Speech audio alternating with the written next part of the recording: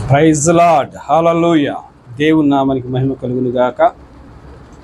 దేవుని యొక్క మహాకృపను బట్టి దేవుడు ఆయన యొక్క సజీవమైన రెక్కల కింద మనల్ని ఆయన ఎంతగానో కాపాడుతూ ఉన్నాడు. ఈ ప్రపంచంలో అనేకమైనటువంటి పరిస్థితులు, ప్రభావాలు ఈ లోకంలో ఉన్నాయి. ఈ లోకంలో ఉన్నప్పటికీ కూడా మనము సురక్షితంగా ఉన్నాము అంటే గల కారణం ఏంటంటే ఎవరో ఒక వ్యక్తి మనల్ని కాపాడుతూ ఉన్నారు. జాగ్రత్తగా గమనించాలి. ఎవరో ఒక ఆయన మనల్ని సంరక్షిస్తూ ఉన్నారు. ఉదాహరణకి మనం గమనించాల్సిన విషయం ఏంటంటే సర్వలోకంలో ఉన్నటువంటి ప్రజలందరూ కూడా ఒక గొర్రె లాంటి వాళ్ళు. సర్వలోకంలో ప్రజలందరూ కూడా ఒక గొర్రెలు లాంటి వాళ్ళు. ఈ గొర్రెలను మరి చాలా రకాలైనటువంటి వింత జంతువులు తినడానికి ప్రయత్నం చేస్తూ ఉంటాయి. అవునంటారా? ఏ ప్రాణికైనా లోకు ఏదంటే గొర్రె కదా. కుక్కకి లోకు గొర్రె, ఏమండి, మరి పందికి గొర్రె లోకువ, తోడేలకి గొర్రె లోకువ, ప్రతి దానికి గొర్రె లోకువ. కాబట్టి అన్నిటికీ గొర్రె లోకుగా కనపడుద్ది. కాబట్టి ఇప్పుడు ఈ గొర్రెల్ని ప్రకృతిలో ఉన్నటువంటి కొన్ని దుష్ట ప్రభావాలు మింగాలని, మరి వీళ్ళని నాశనం చేయాలని ప్రయత్నాలు చేస్తూ ఉంటాయి. అయినప్పటికీ కూడా ఈ గొర్రెలు సంరక్షణలో ఉన్నాయి, క్షేమం కలిగి జీవిస్తూ ఉన్నాయి. గల కారణం ఏంటంటే ఈ గొర్రెలను కాచే ఒక దైవికమైన శక్తి ఈ భూమి మీద ఉన్నది. హల్లెలూయా, హల్లెలూయా. ఈ గొర్రెలు అందరూ కూడా అనగా ఈ మనుష్యులు అందరూ కూడా ఒకరి కాపుదలలో ఉన్నారు, ఒకరి సంరక్షణలో ఉన్నారు. ఎందుకనంటే ఈ భూమి మీద అనేకమైనటువంటి దుష్ట ప్రభావాలు పనిచేస్తూ ఉన్నాయి. దురాత్మల యొక్క గుంపు పనిచేస్తూ ఉన్నాయి అని ఎఫెసీయులకు రాసిన పత్రికలో 6వ అధ్యాయము మరి 10వ వచనం కానించి మనం చదువుకున్నట్లయితే అక్కడ ఒక దుష్ట సమూహం కనపడుతుంది మనకు. అక్కడ ఏ సమూహం కనపడుతుందండి? ఒక దుష్ట సమూహం కనపడుతుంది. అక్కడ ఏమంటుంది పౌలు గారు ఏమంటారంటే, ఆకాశ మండలమందున్నటువంటి దురాత్మ సమూహము, లోకనాథులు. ఆకాశ మండలమందు మన పైన దురాత్మలు ఉన్నాయి. జాగ్రత్తగా గమనించండి. మన పైన దురాత్మల సమూహం ఉంది. మన పైన దురాత్మలకు దేవుని దూతలకు యుద్ధం జరుగుతూ ఉంది. మన గురించి దురాత్మలకు దేవుని దూతలకు యుద్ధం జరుగుతూ ఉంది. దురాత్మలు ఏమనుకుంటాయంటే వీళ్ళని ఎప్పుడు తినేనా, వీళ్ళని ఎప్పుడు నాశనం చేయనా అని చెప్పేసి పైనుంచి దురాత్మలు దుష్ట ప్రభావము కిందకి వస్తూ ఉన్నాయి మనుషులు నాశనం చేయాలని. కానీ మనుషుల్ని నాశనం చేయకుండా ఉండడం నిమిత్తమై దేవుని దూతలు అక్కడి నుండి పోరాడుతూ ఉన్నారు. జాగ్రత్త గమనించాలి.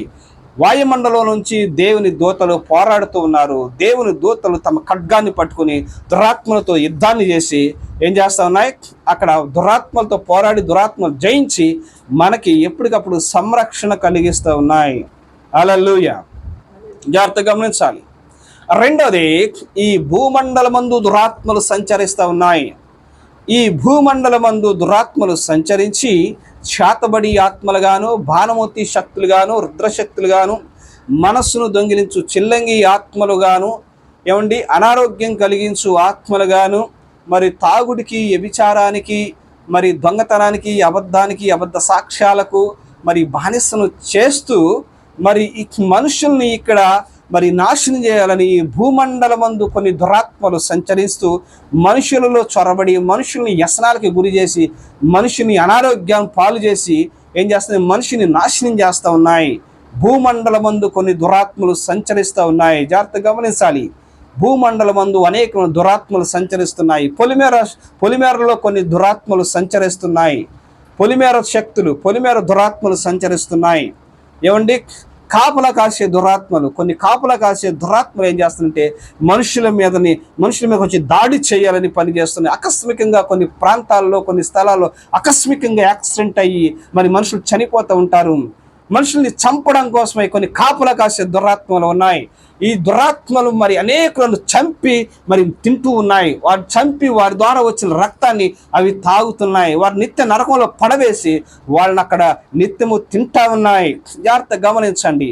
మనుషులను ఆహారంగా అవి ఎంచుకున్నాయి. ఎందుకంటే వాక్యంలో మాట ఉంది, నువ్వు మన్నే కనుక తిరిగి నువ్వు మన్నైపోతావు కదండి. పాముకు ఆహారం ఏంటండి?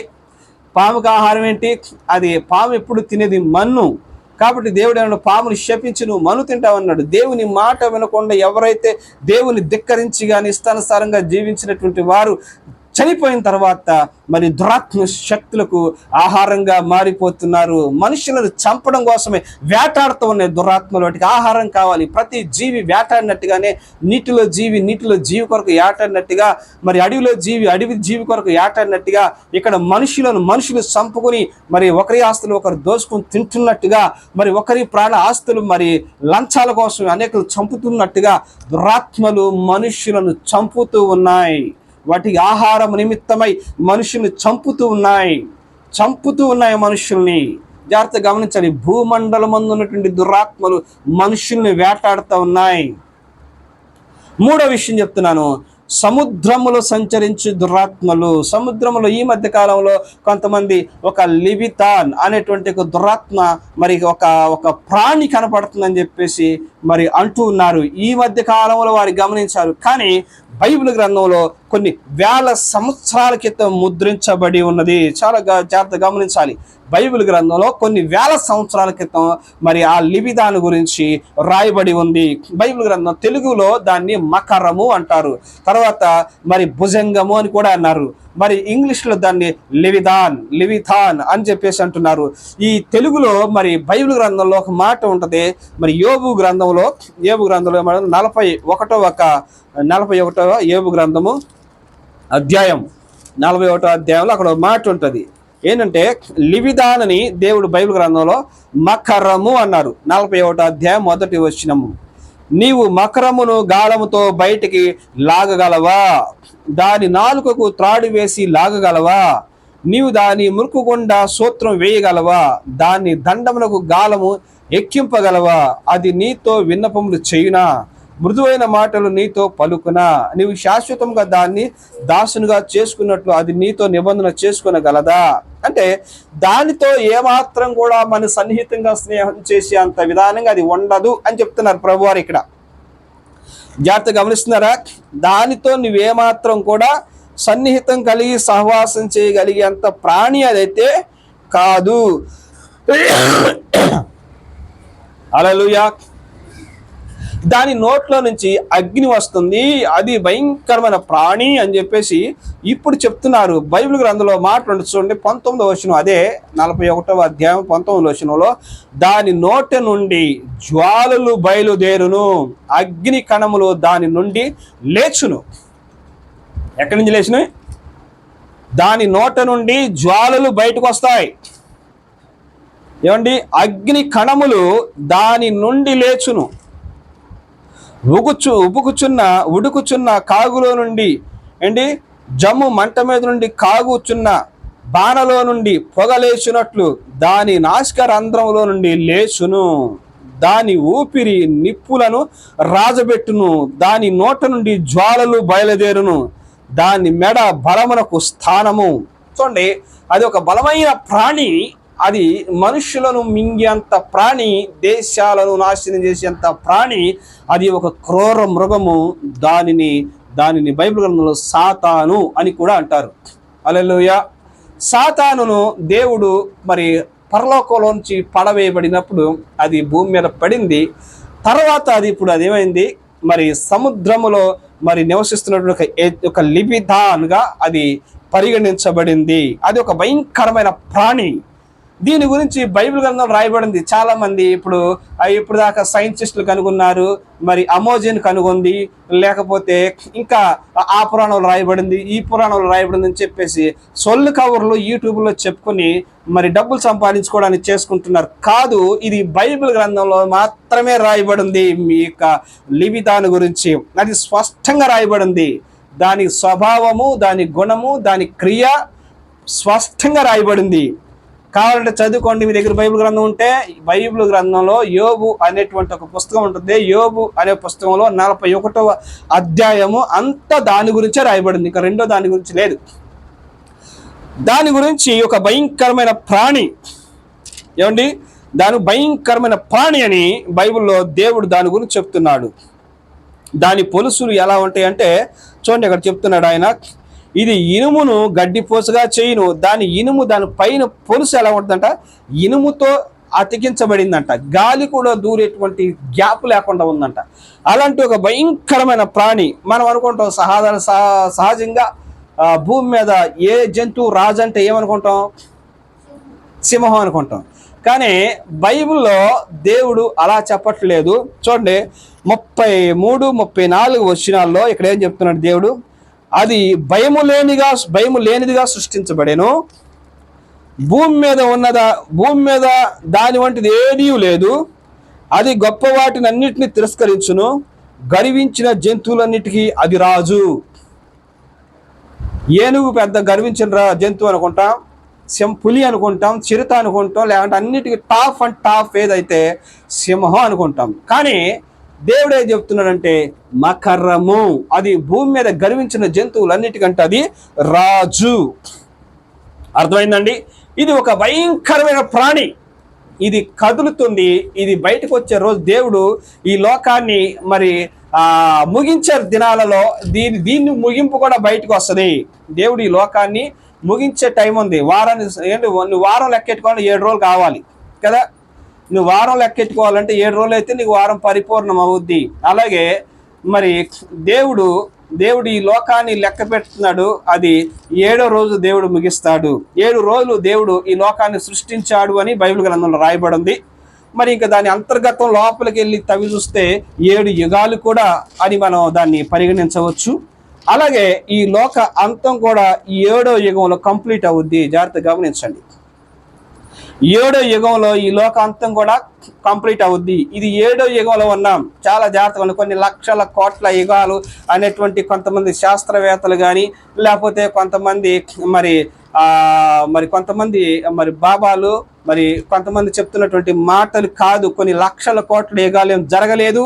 ఇది 7వ యుగంలో ఉన్నాం మనం. జాగ్రత్తగా గమనించండి. క్రీస్తు శకం 4,000 సంవత్సరాలు, క్రీస్తు పూర్వం 4,000 సంవత్సరాలు, క్రీస్తు శకం ఇప్పుడు ఎక్కడ ఉన్నాం మనం, 2,000 సంవత్సరాలు అయ్యి 3,000 సంవత్సరాల్లో మనం ఉన్నాం. 2,000 కంప్లీట్ అయ్యి 3,000లో 25వ సంవత్సరంలో మనం ఉన్నాం. జాగ్రత్తగా గమనించండి. 2025 ఎక్కడి నుంచి 2025? క్రీస్తు పుట్టిన కాడి నుంచి 2025. 2025 ఎక్కడి నుంచి లెక్కేసేది? లోకం కాలమానం అంటే క్రీస్తు పుట్టిన కాడి నుంచి 2025. అనగా ఇప్పుడు మనం 3వ యుగంలో ఉన్నాం. గడిచింది 4 యుగాలు, ఇప్పుడు 3వ యుగం. ఈ 3వ యుగంలో ఉన్నాం. ఈ 3వ యుగం కూడా కంప్లీట్ అయితే జరిగే విషయం అంటే ఈ లోకం అంతం అవుతుంది. ఈ 7వ యుగంలో ఎప్పుడైనా ముగించవచ్చు. ఈ రోజులు ఇన్ని కంప్లీట్ అవ్వాలని కూడా ఏం లేదు. ఎప్పుడైనా ముగించవచ్చు. 7వ రోజున ఏ రోజైనా కూడా ముగించవచ్చు. ఇది దేవుడి దృష్టిలో ఇది 7వ రోజు. ఈ రోజు ఏ రోజునైనా కూడా దేవుడు రావచ్చు. దేవుడు వచ్చే రోజుల్లో మరి ఇవన్నీ కూడా ఒక్కోటి జరుగుతూ ఉన్నాయి. జాగ్రత్త గమనించాలి. 2000వ సంవత్సరం కాడి నుంచి కూడా పరిస్థితులు వేరుగా ఉన్నాయి. 1999 అయిపోయింది, 2000 అయిపోయింది, 2000 వరకు ఒకలాగా ఉంది. 2001 నుంచి కాలమానం, ప్రకృతి మరోలాగా ఉంది. చాలా మీరు గమనించండి. 2001 నుంచి కాలం వేరుగా ఉంది. హల్లెలూయా. ప్రకృతిలో మార్పులు వస్తూ ఉన్నాయి. 2001లో ఒక పంట వచ్చింది ఈ మన ప్రాంతంలో. 2002, 2003, 2004లో సునామీ వచ్చింది. ఇలాగ ఒకటి తర్వాత ఒకటి వ్యాధులు వస్తున్నాయి. 2019లో కరోనా వచ్చింది. కరోనా యుద్ధాలు స్టార్ట్ అయినాయి. దేశాల మీద దేశాలు యుద్ధాలు స్టార్ట్ అయినాయి. సైలెంట్ యుద్ధం కరోనా చేసుకెళ్ళిపోయింది. రక్తపాతం యుద్ధం మిగులుస్తుంది. రష్యా, ఉక్రెయిన్, ఇజ్రాయెల్, పాలస్తీనా, ఆఫ్ఘనిస్తాన్, అమెరికా, విదేశాలు, మిడిల్ ఈస్ట్ దేశాల మీద రక్తపాతం జరుగుతూ ఉంది. గల కారణం ఏంటి అంటే దేవుని రాకడ సమీపంగా ఉంది. ఇప్పుడు వరకు మరుగైనటువంటి ఈ యొక్క లివిదాన్ ఇప్పుడు ప్రపంచం అంతా కూడా చూస్తూ ఉంది. గల కారణం దేవుని దినాలు సమీపంగా ఉన్నాయి. ఏ రోజైనా దేవుని రాకడ రావచ్చు. నీవు సిద్ధంగా ఉన్నావా? ఆస్తులు, ఐశ్వర్యాలు, ఉద్యోగాలు, భోగభాగ్యాలు ఏయో సమకూర్చుకోవడం కాదు, ముందు నీ ఆత్మను రక్షించుకో. బైబిల్ గ్రంథంలో దేవుడు మాట చెప్పాడు, ఒక మనిషి లోకమంతా సంపాదించుకుని తన ప్రాణమును పోగొట్టుకుంటే ఏమి ప్రయోజనము? తన ప్రాణమును ప్రతిగా ఏమైనా ఇవ్వగలడా అని ప్రభువు వారు స్పష్టంగా చెప్పారు.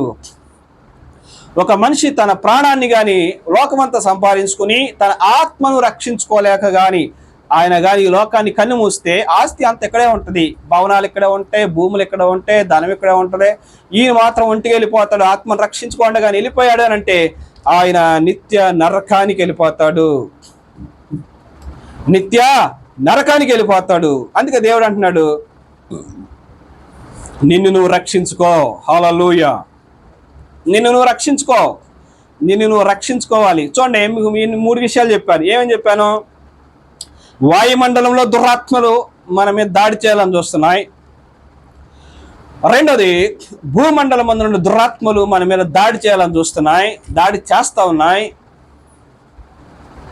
మూడోది, సముద్ర జలములలో ఉన్నటువంటి ఆ క్రూర జంతువు అయినటువంటి ఆ మకరము కూడా బయటకు రాబోతుంది. 3 వైపుల నుంచి మన మీదకి, ఈ ప్రజల మీదకి ముప్పు రాబోతా ఉంది. మరి దీని నుంచి దేవుడు నిన్ను సంరక్షణ చేస్తూ ఉన్నాడు. ప్రియమైన దేవుని కుమారుడా, వింటున్నా నువ్వు ఎవరైనా కావచ్చు, దేవుని బిడ్డలే కాదు, అన్యులైనా సరే, ఎవరైనా సరే వింటున్నా నువ్వు ఎవరైనా కావచ్చు, దేవునికి లోబడు. ముప్పేట నీ మీదకు ప్రమాదం ముంచుకొస్తా ఉంది. దేవుడు నిన్ను సంరక్షిస్తూ ఉన్నాడు. దేవుడు ఈ లోకాన్ని కాపాడుతున్నాడు. అందరూ రక్షణ పొందాలని దేవుడు ఆయన కాపాడుతూ ఉన్నాడు. కొందరు ఆలస్యం అనుకుంటున్నట్టుగా ఆయన రాకడ ఆలస్యం చేయబడదు, కానీ ఎవరు నశింపకుండవలనని, అందరూ రక్షించబడవాలనని ఆయన ఎదురు చూస్తూ ఉన్నాడు. ఆయన ఆలస్యం చేస్తున్నాడు. నీ కోసం ఆయన ఎదురు చూస్తున్నాడు. నువ్వెవరైనా కావచ్చు, నువ్వు కూడా రక్షణ పొందాలని దేవుడు ఎదురు చూస్తున్నాడు. నువ్వు చేసేటువంటి అతిక్రమం నుంచి నువ్వు విడుదల పొందాలని, నువ్వు ఉన్నటువంటి ఆ పాప బంధకాల్లోంచి నువ్వు విడుదల పొందాలని, నీవు రక్షించబడాలని, నీవు నిజదేవుణ్ణి గుర్తించాలని నీ కొరకు ఆయన ప్రతిరోజు నీ కొరకు తన చేతులు చాపుకుని ఎదురు చూస్తున్నాడు. ఆయన కళ్ళు నీ కొరకు చూస్తూ ఉన్నాయి. నువ్వు చేసే ప్రతి పని ఆయన చూస్తున్నాడు. నువ్వు మంచి పని చేయొచ్చు, చెడ్డ పని చేయొచ్చు, నువ్వు ఎలా జీవిస్తున్నావు అనే విషయాన్ని ఆయన ప్రతిరోజు కూడా హల్లెలూయా ప్రతిరోజు కూడా ఆయన నిన్ను సంరక్షిస్తున్నాడు, నేను చూస్తున్నాడు. ఆయన నువ్వేం చేస్తున్నావు, ఈచ్ వన్ రీచ్, నీ ప్రతి మూమెంట్ కూడా దేవుని యొక్క నిఘాలో ఉంది. నువ్వు కూడా రక్షణ పొందాలని, నువ్వెంత పాపైన పర్లా, ఎంత ఘోరమైన మరి దేన స్థితిలో నువ్వు ఉన్నా పర్లా, నీవు కానీ దేవుని దగ్గరకు వచ్చి ప్రభువా నన్ను రక్షించు, నాకు సహాయం చేయను అని అడిగితే నిన్ను కూడా ఆయన రక్షించాలని నీ కోసం ఆయన ఎదురు చూస్తున్నాడు. ప్రియమైన దేవుని బిడ్డ, దేవుని కుమారుడా, ప్రతి ఒక్కరు కూడా నీ కోసం దేవుడు ఎదురు చూస్తున్నాడు. ఈ లోకం అంతమైపోయే రోజులు దగ్గరకున్నాయి. ఈ లోకంలో అనేకమైన పరిస్థితులు ముప్పేటగా ముంచుకొస్తున్నాయి. ఏ శాస్త్రం, ఏ సనాతన, ఏ విద్య, ఏ బుద్ధి, ఏ శాస్త్రవేత్తలు, ఏ ధర్మము నిన్ను కాపాడలేదు. కాపాడగలిగేది ఒకే ఒక దైవం. ఆ దైవం పేరు యేసు క్రీస్తు.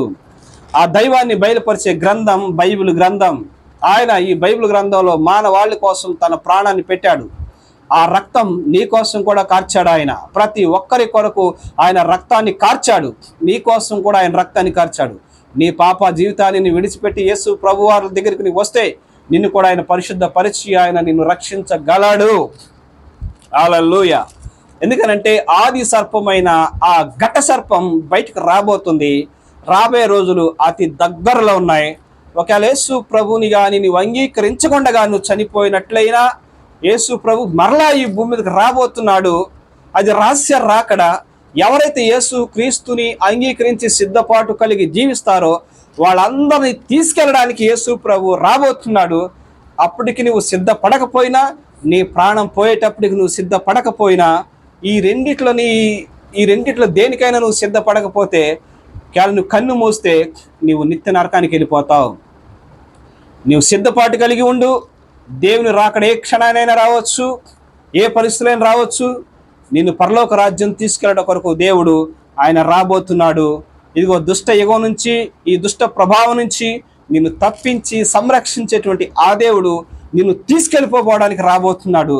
ఆయన నిన్ను తీసుకెళ్ళిపోయిన తర్వాత ఈ భూమి మీదకి మహా ప్రళయాలు వస్తాయి, మహా క్రూరమైన విపత్తులు వస్తాయి, కరువులు వస్తాయి, తెగుళ్ళు వస్తాయి, కరువులు వస్తాయి, ఒకరు చంపుకుని తినే దినాలు వస్తాయి, భయంకరమైన వ్యాధులు వస్తాయి. దానిని తట్టుకోలేవు. ఈ రోజున యేసు ప్రభు నీకు వద్దనుకున్నంత సులువుగా ఆ రోజులో నీకు ఉండదు. ఈ రోజున యేసు ప్రభుని వద్దనుకున్నంత సులువుగా ఆ రోజున నీకు ఉండదు. నీవు ఈ రోజున యేసు ప్రభు దొరికే రోజుల్లోనే, యేసు ప్రభు నిన్ను ప్రేమించే రోజుల్లోనే, నువ్వు యేసు ప్రభు నీవు పిలిస్తే పలికి నీకు సమాధానం ఇచ్చే రోజుల్లోనే నువ్వు శాంతం కలిగి ప్రార్థన చేసి దేవుణ్ణి అడుగు, క్షమాపణ అడుగు. దేవుడు క్షమించి నిన్ను రక్షించి నిన్ను తన రాజ్యానికి వారసుడిగాను, నివాసిగాను, నిత్యవాసిగాను ఆయన చేసుకుంటాడు. ఇప్పుడు నువ్వు కాదనుకున్నా తర్వాత ఆయన అడుగుతావు. చుట్టూ తిరిగి వచ్చైనా ఖచ్చితంగా రావాల్సిందే. చుట్టూ తిరిగి వచ్చైనా ఖచ్చితంగా నువ్వు ఆయన దగ్గరికి రావాల్సిందే. అప్పుడు వస్తే సుఖం లేదు సుమా. ఇప్పుడే రా. ఇప్పుడే వస్తే దేవుడు నీకు కృపను, దయను, ఆయుష్ని, రక్షణను, క్షమాపణను అనుగ్రహిస్తాడు. ఆయన కృపకు పాత్రుడు కమ్ము. దేవుడు నిన్ను దీవించునుగాక. ఆమేన్, ఆమేన్, హల్లెలూయా.